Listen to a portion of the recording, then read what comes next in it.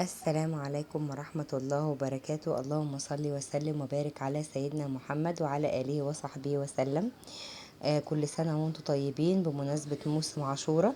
طبعا احنا هنا بقى كنت جيت من السفر، وعايزة اقول لكم انا يعني اول ما جيت اول حاجة عملتها من غير ما ارتاح ان انا بدأت اجهز فيديو العاشوراء. قلت عشان انا دايما بنزل الحاجة بعد الموسم بتاعها بصراحة يعني، فكنت حريصة ان انا يعني انجز واحاول ان انا انزل لكم يعني الفيديو يعني وكده. فهنا بقى انا دي الغله دي كانت عندنا اصلا في التلاجة، احنا كنا جايبينها وراكنينها. انا نقعتها من بالليل للصبح، وطبعا غسلتها كتير ونضفتها. طبعا لما حطيتها على البوتاجاز تغلي سبتها تغلي غلوتين كده، هتلاقي الميه بتاعتها غمقت. تصفي الميه وتغلي لها ميه نظيفه وتحطيها فيها وتسيبيها بقى تكمل سواها. هنا بقى طبعا سبتها كملت سواها على نار هاديه لحد بقى ما بدات انها تفتح بقى بالشكل اللي انتوا اللي حضراتكم يعني شايفينه كده. هنا بقى المفروض انا كنت مجهزه اللبن.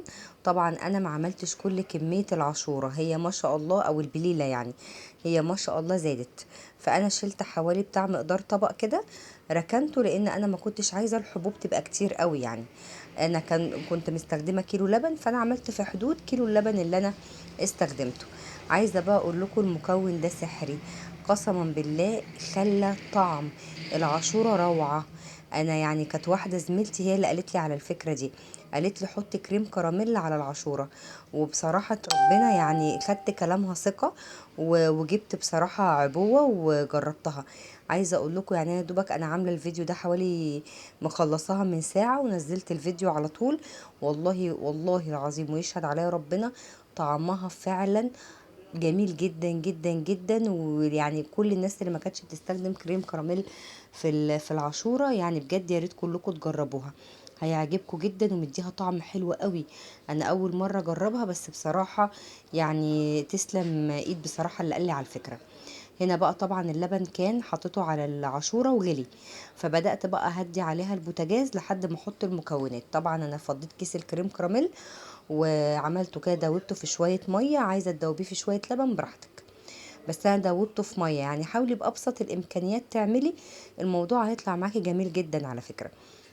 وانا قلت لكم قبل كده الاكل اللي بيتعمل ببساطه وبمكونات قليله بيطلع طعمه اجمل بكتير من الاكل اللي بنبقى مقفورين فيه. فهنا بقى طبعا حطيت كيس الكريم كراميل كله، عايزه تكتري براحتك، بس انا بقول كيلو اللبن مناسب ليه اللي هي يعني عبوه واحده. هنا بقى حطيتهم وقلبتهم ونزلت بحوالي كوبايه سكر. يعني انا حطيت الشويه دول ودقت، لقيت الطعم بتاعها دلع، فزودت حوالي نص كوبايه سكر كمان، يعني يعتبر واخده معايا مقدار كوبايه، وكوبايه صغيره من بتوع الشاي. طبعا هي ما طلعتش مسكره قوي، بس احنا طبعا عشان مامتي عندها السكر ويمكن وانا كمان بصراحه معاها يعني، فاحنا ما بناكلش الحاجات المسكره قوي. فهنا بقى انا بدوق لحد ما اظبط مقدار السكر، ان هو يبقى ولا مسكر قوي ولا دلع قوي.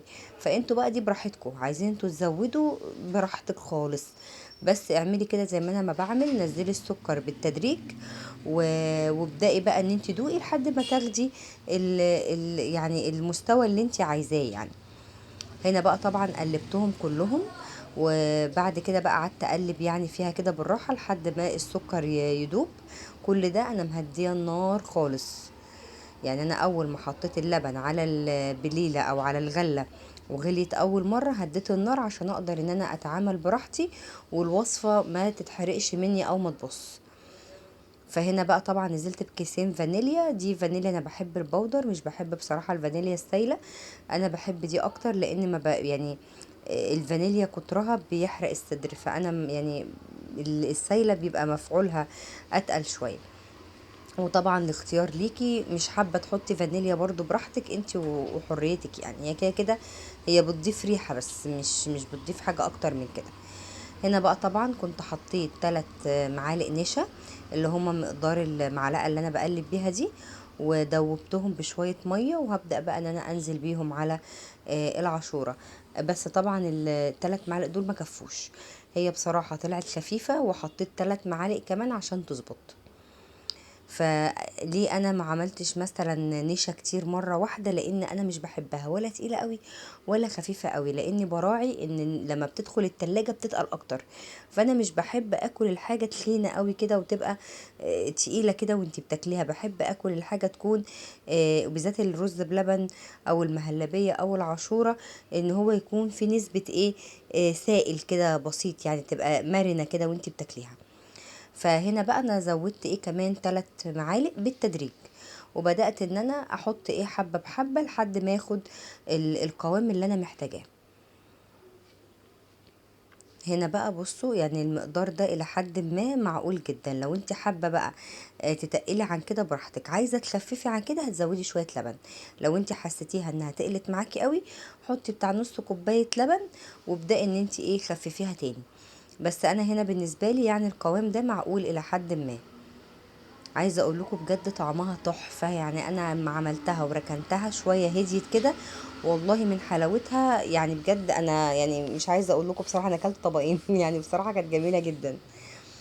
هنا بقى انا كنت مجهزه الاطباق. هنا غرفت طبعا الاطباق البلاستيك دي جديده، انا كنت جايباها من محل معروف يعني عندنا وكده، اسمه زلزال. هو يعني محل مشهور بتاع ادوات منزليه.